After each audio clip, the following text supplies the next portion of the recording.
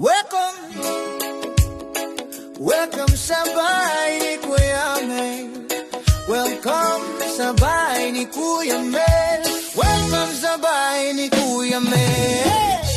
Magandang tanghali po mga kalingap. Ito po si Kuya Mel ulit. Nandito tayo sa bahay nila Beyonce.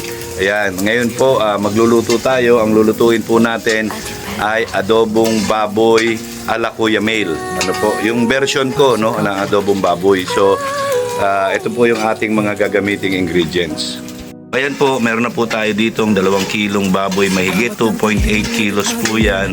Yan, toyo, suka, tidbits, magic sarap, 4 cubes, oyster sauce, paminta, siling berde, sibuyas, bawang, kailangan madami para masarap. Yan, syempre ayan. At humingi po tayo ng impilya para sa mantika, para meron siyang mantika. Hindi na tayo bibili ng mantika. Ano po, so yan po ngayon, yan, adobong baboy liempo po ito. So, okay. Po, nagigisa na po tayo. Nagigisa na po natin. Grabe.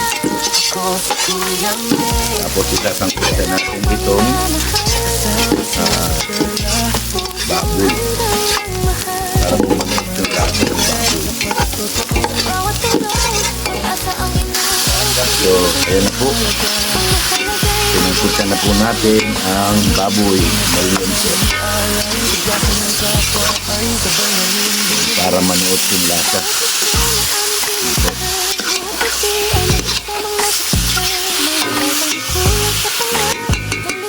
Bayaan lang po natin siya. Lagyan na natin ng mga sangkap.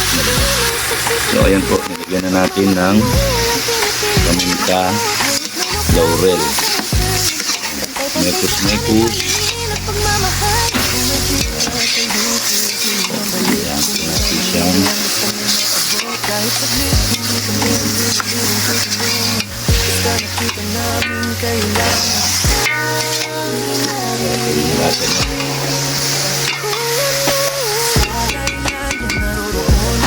yan po, takpan natin at mamaya natin sangkapan po. Okay po, ayan na po, yan. Sinangkutan na natin. So, palalambutin na po natin ito. Nilagyan po natin ng konting sabaw para may sarsa ng konti. Ito. So, itimplahan na natin siya para manuot yung lasa sa kanya. So, ayan na po mga kalingap. Ano po? Papakuluin na natin siya. Bigyan natin ng para lumambot yung baboy. Pagkalambot ng baboy, timplahan natin. Yan po, hintay-hintay lang po tayo ng mga 25 minutes. No? 25 minutes po tayo mag-ihintay. Yan po mga kalingap. Simpleng adobo lang po itong ginawa natin. Yan lang po ang rekado natin. Para may tamis ng konti. Yan. Oyster at saka tidbits. Hindi na natin dinamihan. Hindi naman ito ganun ka-special pero medyo masarap din po ito. Lalagyan natin ng siling green para may kagat ng konti kung aanghang to para mas masarap kainin. May kagat ng konti habang pinapalambot natin yung baboy. Ayan na po siya. So may timpla na yan. So titimplahan natin ulit, final na timpla pagka malambot na yung baboy. So hintay po tayo ng mga 20 minutes pa. Ayan, para doon sa pagpapalambot ng baboy. Yan, ito po inuulit ko, simpleng luto lang po ito, hindi po tayo marunong magluto, hindi tayo chef cook. Yan, ordinaryong tao lang po tayo na napapag-utusan lang na magluto, no? sa abot ng ating makakaya. Ayan. Hindi po ito sinasabing espesyal pero makakain naman po siya. Ayan. Sa mga bumabati ko sa akin, ayan, hindi po tayo kusinero talaga. Ayan, hindi tayo talaga marunong magluto. Ito po ay konting kaalaman ko lang. Ayan. Okay, para malinaw lang po sa mga basher ko. Ayan. Iniisip nila pinagyayabang ko yung pagluluto ko, ay hindi po. Diyan kayo nagkakamali. Kung pwede nga po merong ibang magluto, ipapaubaya ako sa kanila. Pero pagka tayo inutusan ni Kuya Bal, ako ako magluluto. Ayan. So, ayan yung ingredients natin. Yung iba nahalo na natin para manuot na dun sa karne. Ano po, ayan. Ayan po mga kalingap. Yan, timplado na po yan. Simpleng adobo lang po ito. No, walang medyo special tayong nilagay dyan. Simpleng adobo lang. Ayan, pinapalambot ko pa lang po ng konti. Medyo hindi naman matigas pero gusto ko mas malambot pa. So ayan, abangan nyo po mamaya kung ano resulta sa ating niluto. Ano po? Ayan. Ordinaryong adobo lang po ito. Ayan. Na po, nagkakain na. Maraming salamat kay Maymay. Ayan. Happy birthday bukas, Maymay. Ayan po, happy birthday bukas. Ayan na po sila. Ayan, si Kuya Bal. Paikot ay.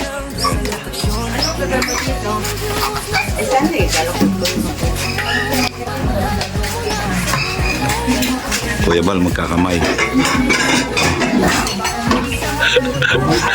Si Junel, oh. Panalo na naman. Ha? Panalo naman. Panalo na naman. Kung scatter yan, lagi tayong panalo, ah. Ayan. Asal lagi. Cash out lagi. Panay withdraw, no? Birthday po. Birthday. Maymay. Birthday. Happy birthday, Maymay. Grabe. Ayan, May, oh. Tingnan mo, oh. Si Tatay Junel, oh. Oh. Oh. Happy birthday po, Maymay. Oh. Salamat po. Ayan, happy birthday, Maymay. Ayan. Si Ron Ron, oh. Ayan, oh. Birthday. Maymay. Sarap. Sarap. Mas Kuya Bal, oh. Ano si John? Anong balita dyan, John? Happy birthday, di Maymay. Yan.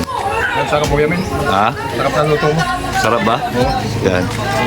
Ang best friend ng lahat ng mga antay-kalingap. Ito. Oh, kamusta dyan? Okay lang. Ha? Sarap ng sitaw. Sarap ang sitaw. Kadali mo rito. Ayan po. Okay, pati pala adobo. Pati adobo. Happy birthday, Maymay. Ayan, oh. Ayan po. Singapore, no? Yan, yari ka na naman. Singapore ba siya? Oh, Taiwan.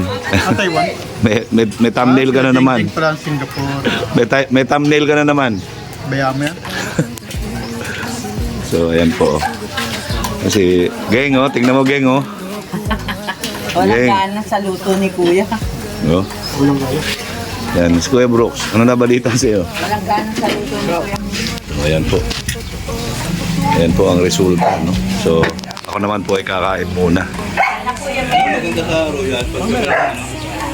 Patapusin. Ito na ako nagluto. Ikaw ba yung makakain? So, syempre. Ganun ba talaga? Yan, black ayan kita ulit sa kaliwa. Nagluto. Dapat iba kakain. Black ayan kita ulit sa kaliwa. Po mga kalingap, ito na lang po ang natira sa ating nilutong 2.8 kilos na liempo. Ayan, 2.8 kilos po yun. Marami yun. Ayan. Si Kuya Brooks po, tignan nyo. Oh. Grabe. Talagang ninanamnam niya bawat kain.